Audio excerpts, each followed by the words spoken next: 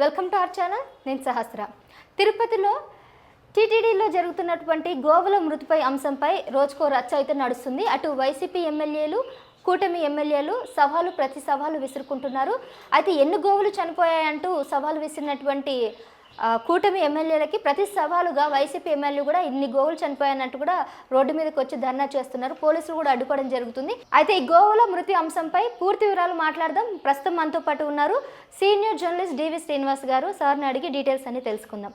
నమస్కారం సార్. నమస్తే సార్, తిరుపతిలో జరుగుతున్నటువంటి ఈ రచ్చ ఏదైతే ఉందో అటు కరుణాకర్ రెడ్డిని కూడా అడ్డుకోవడం జరుగుతూ ఉంది. పోలీసులంతా కూడా రానియకుండా. మరోవైపు భూమాన కానీ లేదంటే ఇంకొంతమంది ఎమ్మెల్యేలందరూ కూడా తిరుపతి ఎంపీ గురుమూర్తి, రోజా వీళ్ళంతా కూడా రోడ్డు మీదకి వచ్చి బయట ఇచ్చిన సందర్భాలు ఉన్నాయి.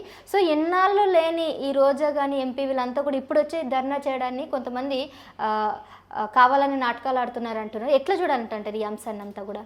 అంటే ప్రముఖ పుణ్యక్షేత్రం, కోట్లాది భక్తుల విశ్వాసాలతో ముడిపడి ఉన్నటువంటి తిరుపతి వెంకటేశ్వర స్వామి దివ్య సన్నిధిలో ఈ విధంగా నాటకాలు, ఇలా ఉద్రిక్తత పరిస్థితులు నెలకొల్పడం అంటే రాజకీయ పార్టీల మధ్య ఇవాళ తిరుపతిని కేంద్రంగా తీసుకుని ఈ యుద్ధం ఏంటిది?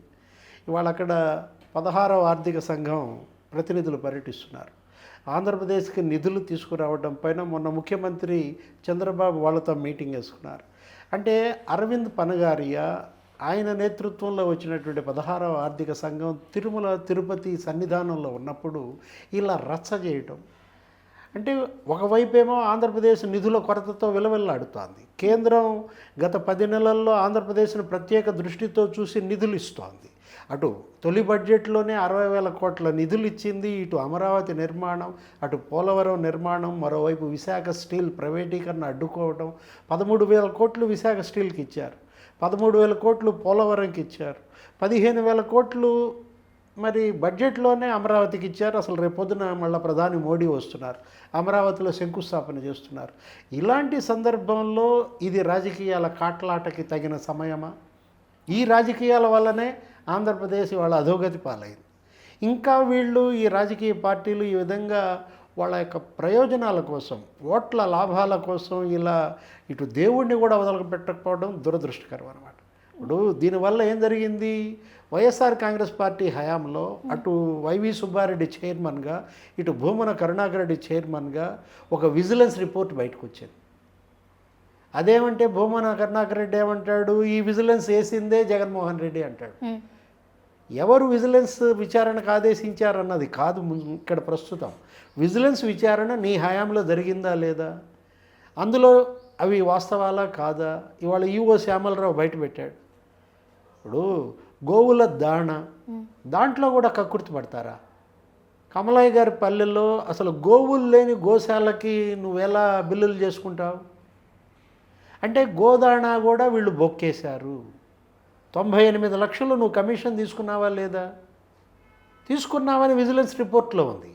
ఈ విజిలెన్స్ ఎవరిది? కూటమి ప్రభుత్వం చంద్రబాబు వేసిన విజిలెన్స్ కాదు, జగన్మోహన్ రెడ్డి హయాంలో వేసిన విజిలెన్స్ రిపోర్ట్ ఇవాళ బయటకు రావటం అంటే అందుకే రోడ్డుకు అడ్డంగా పడుకున్నాడా? ఇవాళ అతను చేసిన ధర్నా ఎవరిపైన చేసినట్లో నాకు అర్థం కాల. చంద్రబాబు ప్రభుత్వం పైన చేసావా, జగన్మోహన్ రెడ్డి వేసిన విజిలెన్స్ పైన చేసావా? ఇప్పుడు చంద్రబాబు ప్రభుత్వం ఏమీ నీ పైన విజిలెన్స్కి ఆదేశించలేదు. సుప్రీంకోర్టు సిట్ వేసింది, అది వేరే అంశం. అదేంటి? ఆవు నెయ్యి కల్తీ నెయ్యి మీద గతంలో ఇదే ఇష్యూ జరిగింది తిరుపతి. అసలు అది నెయ్యి మాఫియా అన్నారు. మనకు తెలిసి ఏంటి, ఏదో గంజాయి మాఫియాను, మైనింగ్ మాఫియా, లిక్కర్ మాఫియా, మద్య మాఫియా పేర్లు విన్నాం. కానీ నెయ్యి మాఫియా అనేది కొత్తగా మనం వెలుగు చూసిన కోట్లాది భక్తుల విశ్వాసాలు. అంటే లడ్డు మహాప్రసాదం కల్తీ, నాసిరకం సరుకుల కొనుగోళ్ళు. సిట్టు ఇవాళ సుప్రీంకోర్టు వేసిన సిట్టు 4 అరెస్ట్ చేసింది. ఎవరి హయాంలో? మీ హయాంలో కదా. అటు వైవి సుబ్బారెడ్డి, ఇవాళ భూమన కరుణాకర్ రెడ్డి దోషులు. మీ హయాంలో ధర్మారెడ్డి ఈఓగా ఉన్నప్పుడు నెయ్యి కల్తీ. కోట్లాది మంది హిందువులతో జగన్మోహన్ రెడ్డి పశు మాంసం తినిపించాడు అన్నాడు. ఎవరు? గోరఖ్పూర్ ఎంపీ తిట్టి వదిలిపెట్టాడు. అసలు ఎలా ప్రపంచం మొత్తం నీకు హైందవ భక్తులందరూ కూడా స్వామివారి భక్తులంతా ఎంత కన్నెర్ర చేశారు. అప్పుడు నలుగురు అరెస్ట్ అయ్యారు. ఆ వైష్ణవి డైరీయో, బోలేబాబా డైరీయో, ఏఆర్ డైరీయో, అసలు ఈ డైరీలు ఎక్కడయి? కర్ణాటక నందిని డైరీ నెయ్యి వదిలేసి నీ పక్కనే ఎంత దూరం మీకు రావటానికి పోవటానికి ఎంత దూరం? అది వదిలేసి నువ్వు ఉత్తరప్రదేశ్లో బోలేబాబా డైరీ దగ్గర ఏరియా, చివరికి అక్కడి నుంచి నెయ్యి కూడా తీసుకురాకుండా వాళ్ళ దగ్గర ఫార్ములా తీసుకుని నువ్వే తయారు చేస్తావా నెయ్యి? వైష్ణవి డైరీలో ఏఆర్ డైరీని డమ్మీగా వాడతారా? ఇవాళ రాజశేఖర్ ఎక్కడున్నాడు?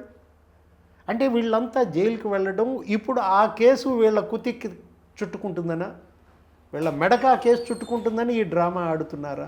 గోశాల, గోవుల మీద మీకు కొత్త ప్రేమ, గోమాత.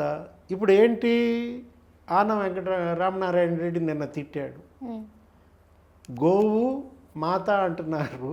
అసలు నీ మాతే ఇవాళ ఈ కొడుకేంటి నాకు అని అంటోంది. నీ మాత పైనే నువ్వు కేసు వేసి నిలబెట్టావు ఎన్సీఎల్టీలో, నువ్వు గోమాత గురించి మాట్లాడటం ఏంటి?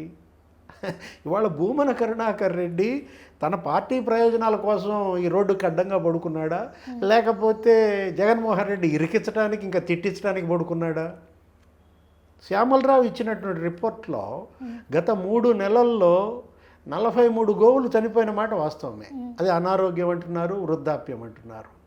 అంటే నెలకి 10-15 గోవులు సహజ మరణం చెందుతాయి. 43 గోవులు చనిపోతే 3 నెలల్లో నువ్వెంత అని చెప్పావు? 100 గోవులు చనిపోయినాయి అన్నావు. దాదాపు 116 గోవులు చనిపోయారు అన్నట్టు కూడా వార్తలు వస్తున్నాయి. అంటే నీ ఫిగర్కి వాళ్ళ ఫిగర్కి ఎంత తేడా ఉంది? నువ్వు 116 గోవులు చనిపోయాయని నువ్వు చెబితే ఆయన చెప్పింది 43. వాళ్ళకి జియో ట్యాగింగ్ ఉంది, స్పష్టమైన లెక్కలు ఉన్నాయి వాళ్ళ దగ్గర, అవి ప్రభుత్వ అధికారిక లెక్కలు. నీ దగ్గర అవేమి లేవు, నువ్వు డమ్మీ అంటున్నారు, నీదంతా మార్ఫింగ్ ఫోటోలు అంటున్నారు. ఇప్పుడు 43 గోవులు చనిపోయాయి, 58 లేగదూడలు పుట్టాయి. అదెందుకు చెప్పటం లేదు? 58 లేగదూడలు పుట్టడం, 43 గోవులు చనిపోవడం, ఏముంది తేడా? బర్త్ రేటు, డెత్ రేటు అబ్నార్మల్గా ఏమైనా ఉందా? నార్మల్గా ఉంది కదా. ఏది బర్త్ రేట్ ఎంత ఉంది, డెత్ రేట్ ఎంత ఉంది, అది ఈక్వల్. అంటే దీన్ని అడ్డం పెట్టుకుని నువ్వు చిలవలు పలవలు చేసి భూతద్దంలో నుంచి చూపించి గోశాల మీద నువ్వు లేని ప్రేమ ఒలకపోయటం, అక్కడికేదో మళ్ళీ ధర్నా, నున్నేదో అక్కడికి వాళ్ళు వెళ్ళనీకపోవటం, వాళ్ళేమో ఫోన్ చేసి నిన్ను పిలవడం, నువ్వేమో రోడ్డుకి అడ్డంగా పడుకోవటము, మీ ఎంపీ ఏమో కారులో వెళ్ళి ఒక్కడే అక్కడ వెళ్ళి చూసి రావడము, పైపెచ్చి మళ్ళీ గోడ దూకొచ్చానని చెప్పడము. అన్ని విజువల్స్, కారు దిగాడు, పోలీసులు తీసుకెళ్లారు, చూపించారు. మరి ఆ ఎంపీ గురుమూర్తి ఎక్కడ గోడ దూకాడు? ఈ గోడ దూకే అలవాట్లు ఏంటి? అంటే నీ కొడుకు వచ్చాడు, ఎవరు, భూమన అభినవ్ రెడ్డి, అతను వచ్చాడు. అతను రాగలిగినప్పుడు నువ్వెందుకు రాలేకపోయావు? అసలు ఆ రోజా, అసలు ఆమె మాటలు ఏంటి? అసలు ఆవిడ ఎందుకు వచ్చింది మధ్యలో ఇప్పుడు సడన్ గా? అంటే అసలు ఆమె అన్న మాటలు, ఆ పదాలు వాడచ్చా? అంటే ఒక మహిళ మాట్లాడే మాటలైనా అవి? ఇప్పుడు దానిపైన మళ్ళీ ఒక కేసు, ఇప్పుడు భూమన కరుణాకర్ రెడ్డి పైన ఇంకొక కేసు. ఇప్పటికే జగన్మోహన్ రెడ్డి కేసులతో ఉక్కిరి బిక్కిరవుతున్నాడు. ఆయనపై కేసులు, ఆయన కుటుంబ సభ్యులపై కేసులు తీసేయి, అతని బినామీలందరిపైన కేసులు, వాళ్ళు పరారు. రాజ్ కసిరెడ్డి కోసం వేట. ఇవాళ విజయసాయిరెడ్డి మళ్ళీ వచ్చాడు విచారణకి. ఎక్కడున్నారు వాళ్ళంతా? కూడా పరారైపోయినాడు. మిథున్ రెడ్డి మళ్ళీ బెయిల్కి వెళ్తే కొట్టేశారు. సుప్రీంకోర్టు కూడా సహకరించమని ఆదేశించింది. కెమెరా విచారణ వీడియో తీయాలంటే దానికి కూడా కోర్టులే కన్నెర్ర చేశాయి. రేపొద్దున మిథున్ రెడ్డి పిలుస్తున్నారు. అంటే వీళ్ళందరూ, కాకాని గోవర్ధన్ రెడ్డి ఎక్కడున్నాడు? పరార్. అంటే ఇలా పరారవటం ఏంటి? ఈ జైళ్ళు ఏంటి? ఈ హాస్పిటల్స్ ఏంటి? నువ్వు రోడ్డుకి అడ్డంగా పడుకోవటం ఏంటి? ఉన్న తలనొప్పులు చాలక భూమన కరుణాకర్ రెడ్డి, రోజా ఇంకొక తలనొప్పి తెచ్చారా? ఇవాళ ఈ గోశాల దీన్ని అడ్డం పెట్టుకుని నువ్వు తిరుపతిని ఇలా ఉద్రిక్తతలు చేస్తే ఆ 16వ ఆర్థిక సంఘం ఏమనుకుంటుంది? ఓహో, ఈ రాష్ట్ర అభివృద్ధి ఈ పార్టీలకి పట్టదు. ఆయనేమో ఏదో ఆంధ్రప్రదేశ్ అభివృద్ధి, స్వర్ణాంధ్ర 2047 ఆయనంటూ ఆకాశానికి ఆయన నిచ్చెనలు వేస్తుంటే వీళ్ళేమో ఇక్కడ గుంతలు తవ్వుతున్నారు. అంటే ఇది ఏ విధంగా ఆంధ్రప్రదేశ్కి లాభం, ప్రయోజనం?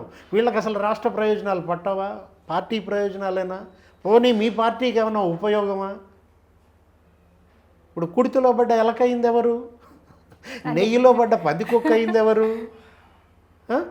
అంటే ఎన్నాళ్ళు ఏంటి దీనికి ఇంకా మార్పు రాదా?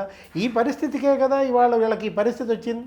ఇప్పుడు ఏ తిరుమలలో అయితే మీరు అరాచకాలకు పాల్పడ్డారో, ఈవో ధర్మారెడ్డిని అడ్డం పెట్టుకుని వైవి సుబ్బారెడ్డి, భూమన కరుణాకర్ రెడ్డి అనేక అవినీతి కుంభకోణాలు, అక్రమాలు, దర్శనం టికెట్లు కూడా అమ్ముకున్నారని, బ్లాక్లో అమ్ముకున్నారు. ఒక్కొక్క దర్శనం టికెట్ మీద 50 మందికా 60 మందికా మీరు పేర్లు రాసి ఇచ్చేది.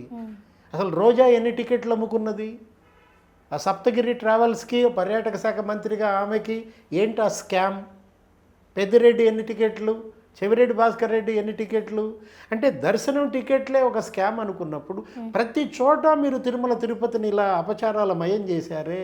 పవిత్రమైనటువంటి ఆ ప్రదేశాన్ని అందరూ కూడా అన్నీ కూడా స్కామ్లతో నింపేశారు. ఇప్పుడు అదే ఆనం రామనారాయణ రెడ్డి అన్నది. అరే TV5 ఆయన TTD board chairman B R Naidu కన్నెర్ర చేశాడు, భూమికే భారం అన్నాడు. వాళ్ళు తేల్చుకోవాల్సింది వాళ్ళే. రాష్ట్రానికే భారమా, ప్రజలకే భారమా, భూమికే భారమా అనేది తేల్చుకోవాల్సింది వాళ్ళే. Yes sir, right sir, thank you.